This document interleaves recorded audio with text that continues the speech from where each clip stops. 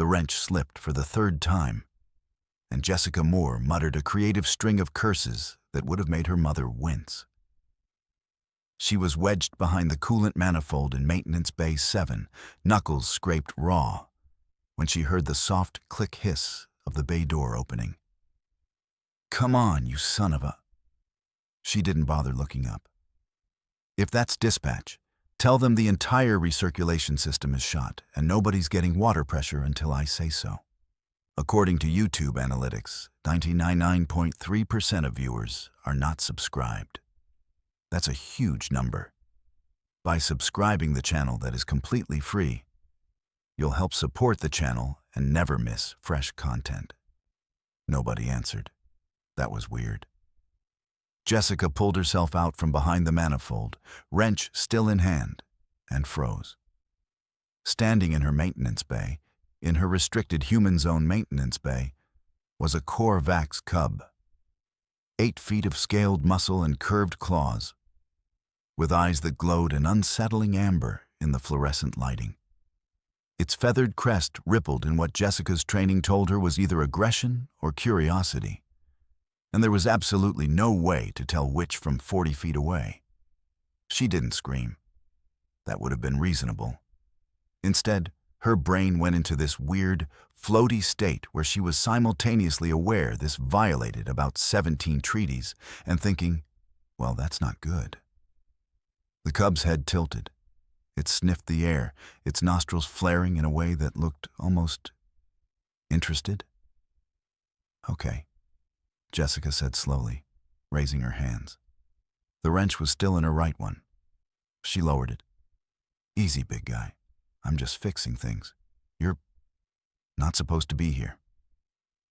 The cub didn't attack, and it took a step forward instead, and Jessica's heart did a panicked little drum solo.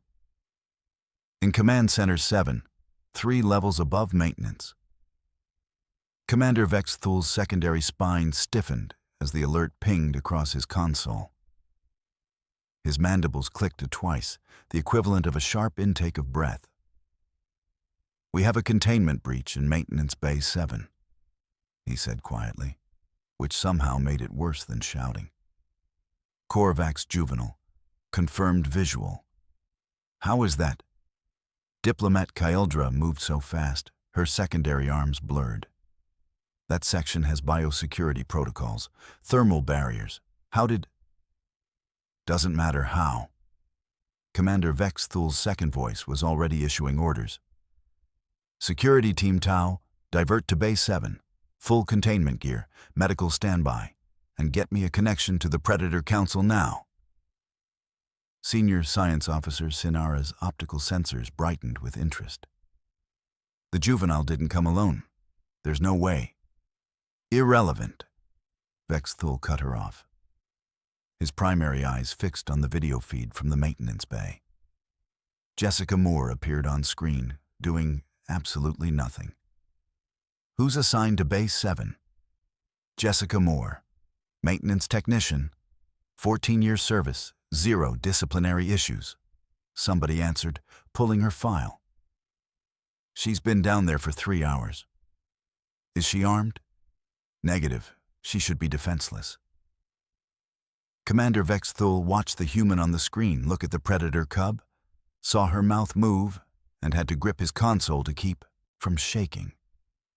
The Corvax juvenile was approaching her. "Tell me we have a tractor beam on her," he said. "Already charging, sir. We can remove the human in approximately 40 seconds. "And the juvenile?"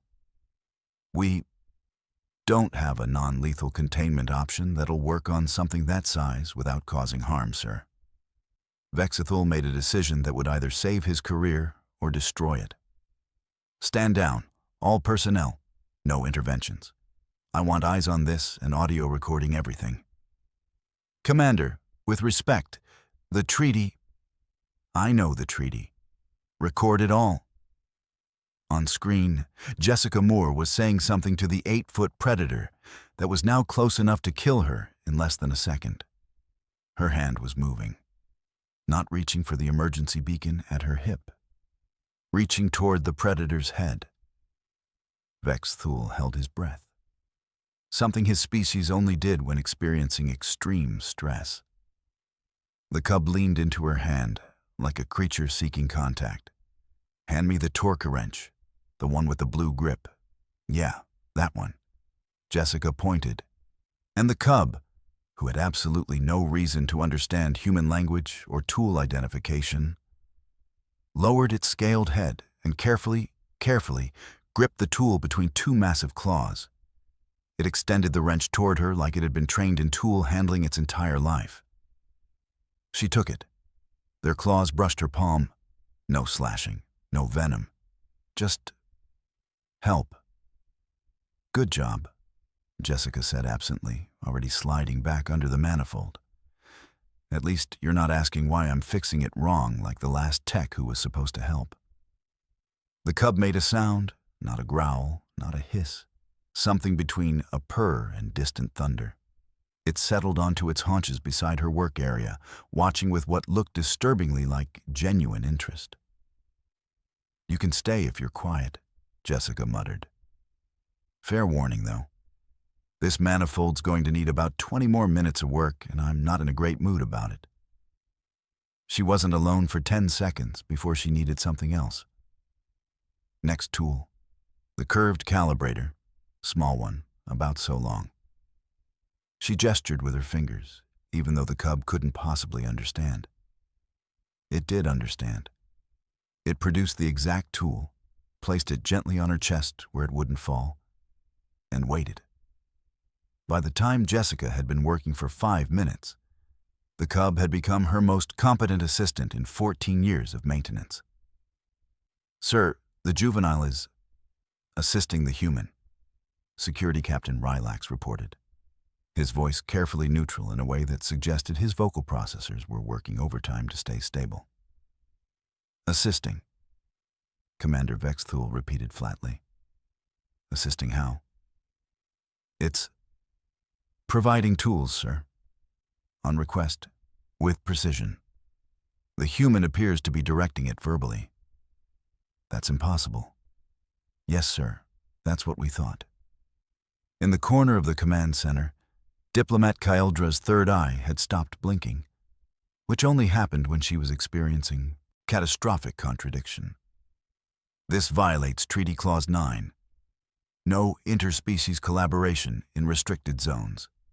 This violates Clause 15. No weapons-capable species in human-exclusive maintenance areas. This violates—" "The juvenile isn't using weapons," Science Officer Sinara interjected, her optical sensors intensifying. "It's providing manual assistance. There's no precedent for this protocol." "There's a precedent for war," Kyldra snapped. 17 years ago, a Korvax juvenile entered a human medical facility. The outcome was a casualty count that took 3 years to negotiate settlement on. "That was different," Sinara said, but she didn't sound convinced. Commander Vex Thule made a decision that violated approximately 9 standing orders. "Let me see the audio. Full volume." The maintenance bay filled the command center's speakers with the sound of mechanical work. Grinding, clicking, the soft thump of tools meeting metal. And then, clear as stellar radiation, Jessica Moore's voice. "Okay, big guy. I need you to hold this section steady while I tighten the coupling. Don't crush it, though. I know you're strong, but finesse is key here. Yeah, just like that. Perfect. You know, you're honestly better at this than the last 3 techs who worked with me." The cub made that thunder purr sound again. Jessica laughed. "Yeah, well, welcome to Maintenance Base 7. We set the bar low, and you just cleared it with about 8 feet of clearance." Captain Rylax's report came through again, and this time his vocal processor was definitely malfunctioning. "Sir, the human just made a joke." The juvenile responded by stabilizing the manifold more carefully. It understood the instruction. It understood she wanted precision. Sinara breathed. "It's not following commands." It's comprehending the goal. Kyledra's third eye had started blinking again, rapid fire. This isn't a security breach. This is a diplomatic incident of unprecedented magnitude. We need to escalate to council level. We need to— Stand down, Vexthul said quietly. All personnel maintain current positions. Captain Rylax, keep recording. Sinara, analyze everything. Kyledra, don't file anything yet. Commander, the protocols are written by beings who apparently never considered that a predator and a human might simply work together. On screen, Jessica emerged from under the manifold, wiped her hands on her uniform, and held them out to the cub. Thanks, buddy. I couldn't have done this without you. Next time we get you a proper work apron, yeah? Make it official. The cub's crest rippled with what looked disturbingly like pleasure. In the command center, everyone stared at the impossible happening in real time. Commander Vexthul finally understood. Their entire framework for understanding interspecies relations might be fundamentally wrong. The containment team burst through the maintenance bay doors in full tactical gear, weapons charged to levels that would vaporize a small building. And Jessica Moore looked up from her work with genuine annoyance. "Whoa, whoa, whoa," she said, holding up her hands. "That's not protocol. You're going to contaminate my work area with all that tactical. What are you even doing down here?" The team leader, a Kaldor security officer named Rixthor, stopped so fast his secondary limbs nearly tangled. "Human Moore, step away from the creature, slowly. We have medical teams standing by for— For what?" Jessica gestured at the cub, who had immediately positioned itself between her and the security team. Not aggressively, just protective, like it was safeguarding its workstation. "It's helping me fix the manifold. We're almost done. If you trigger those weapons in here, you're going to destroy 3 months' worth of work and blow out half the station's life support. The creature is dangerous. The creature has better tool discipline than your maintenance rotation." Jessica picked up her diagnostic scanner and turned back to the manifold. "You can either stand there looking threatening, or you can make yourself useful. Pick one." Rixthor looked at the cub. The cub looked at Rixthor. Neither moved to kill the other. In Command Center 7, Commander Vexthul watched Captain Rylax report the standoff with the kind of vocal patterns that suggested his species equivalent of a nervous breakdown. The containment team is waiting. The human is completing her repair work. The juvenile is standing guard? Standing guard, Vexthul repeated slowly. "Over the work area, sir. Not in a predatory posture, in a—" Rylax's vocal processors stuttered. "In a protective posture." Diplomat Kyledra was pacing now, her secondary arms gesturing in increasingly complex patterns. "This contradicts everything. Korvax juveniles don't cooperate. They don't bond across species lines. This violates the fundamental behavioral profiles we've established over observations made when they were trying to kill us." Science Officer Sinara interrupted quietly. She was reviewing data streams, her optical sensors locked on the feed from the maintenance bay. What if that was a defensive response? What if we've only ever seen them in conflict scenarios? Jessica's voice came through the speakers again. "You know what? I'm going to tell you something my grandmother told me. When I was 6, we had a feral dog in our neighborhood. Everyone said it was dangerous, untouchable. My grandmother walked right up to it, sat down, and started fixing her shoes. You know what happened?" The cub made that thunder purr sound. "The dog sat with her," Jessica continued. "Didn't bite, didn't growl, just sat.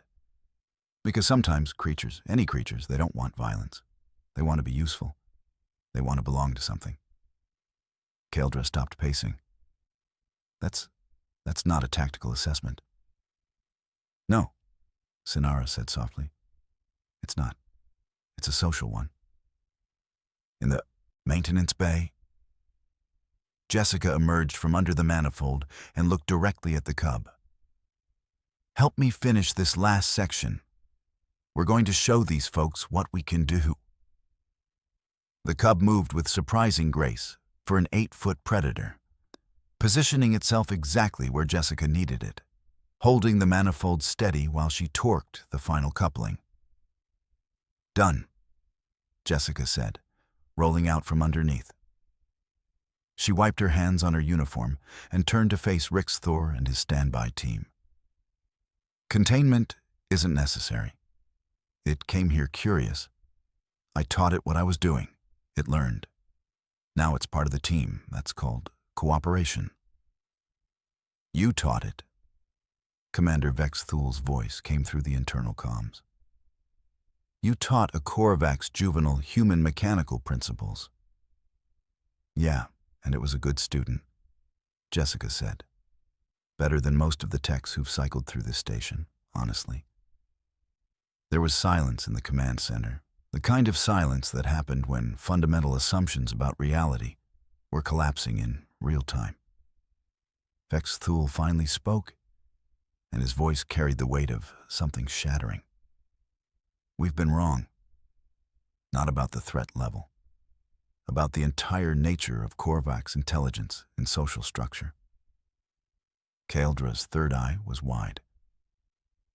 If they're capable of cross-species collaboration, then everything we've built our relationships on is inverted, Sinara finished. We assumed hostility because we only ever saw hostility. But that might have been self-defense, Vex Thul said quietly, against an assumption of hostility. In the maintenance bay, Jessica was showing the cub how to properly clean tools for storage. The cub watched intently, absorbing every detail. On the tactical team's weapons displays, threat levels flickered and died as they watched something unprecedented unfold. A human and a Korvax working together, teaching each other, not as captor and captive, but as colleagues. Okay, so here's the safety protocol, Jessica said, holding up a thermal coupling that glowed faintly with residual heat. This gets hot enough to liquefy organic tissue. When I hand it to you, you need to use the insulated grip. See? This part here, and keep it away from your face, your lower abdomen, and anywhere with soft tissue. Got it? The cub's crest rippled. It accepted the coupling with the insulated grip Jessica indicated, held it at the precise angle she demonstrated, and waited for further instruction. Show me where you'd place it in the manifold, Jessica said. The cub moved with mechanical precision, setting the coupling exactly where it belonged, securing it with careful claw work that demonstrated an understanding of structural integrity that most techs never acquired. In the command center, Science Officer Sinara was experiencing what could only be described as scientific transcendence.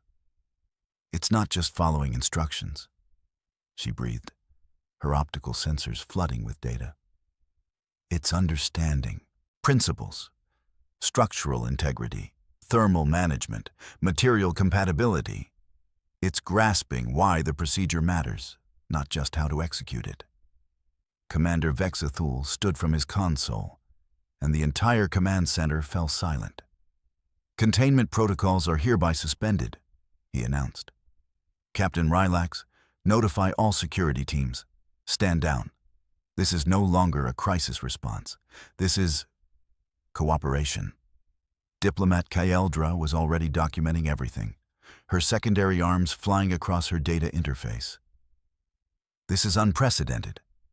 If we can establish this level of collaboration with the Korvax, if they're genuinely capable of this kind of learning and cooperation, we need to revise everything.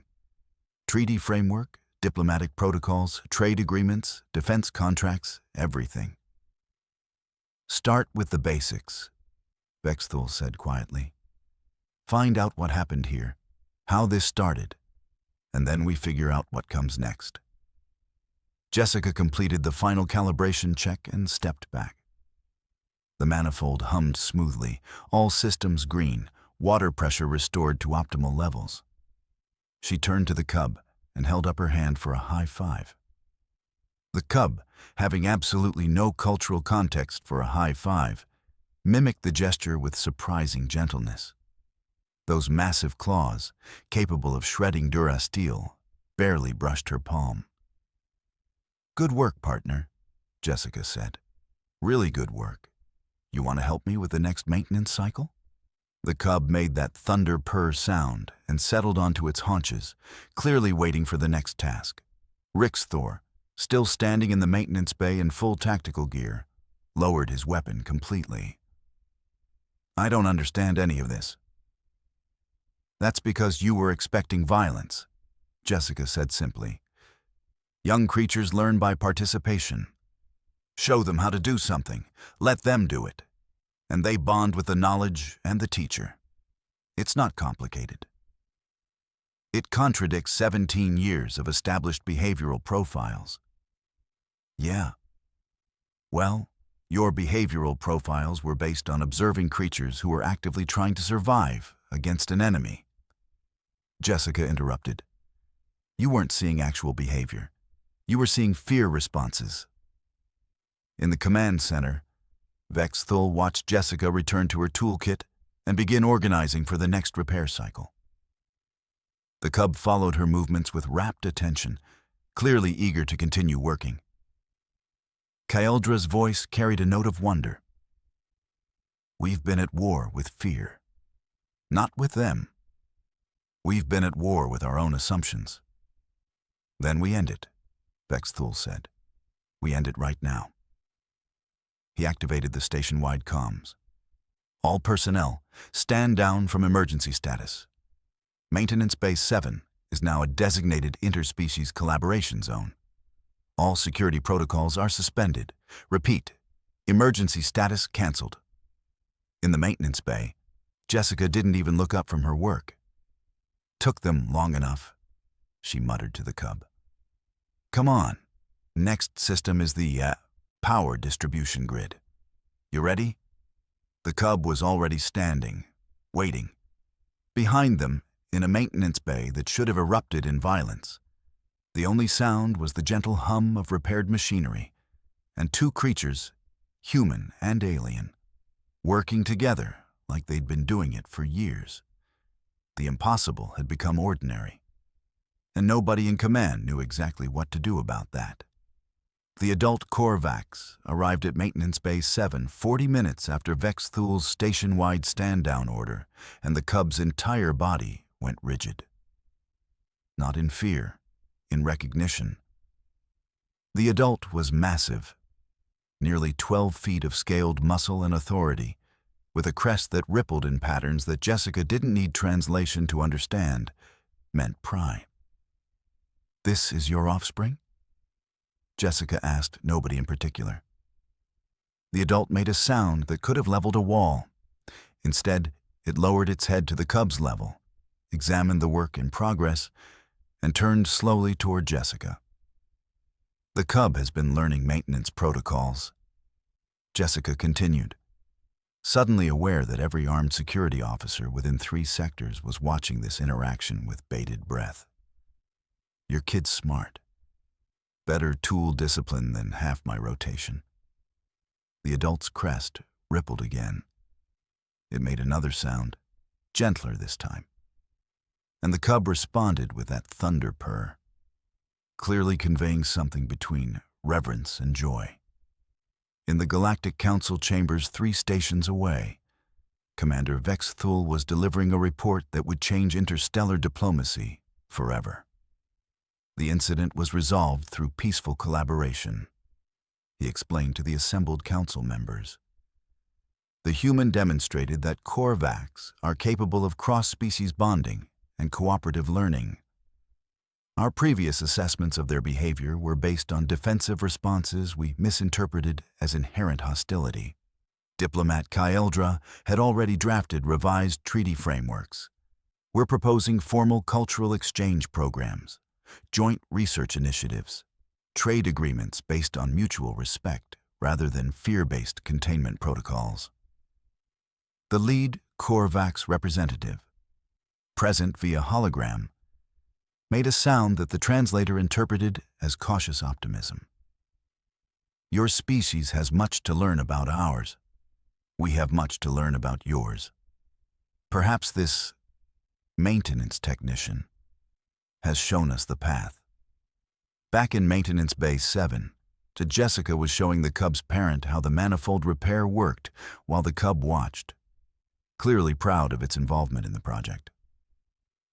Anyway, Jessica said, wiping her hands on her uniform, your kid did good work today?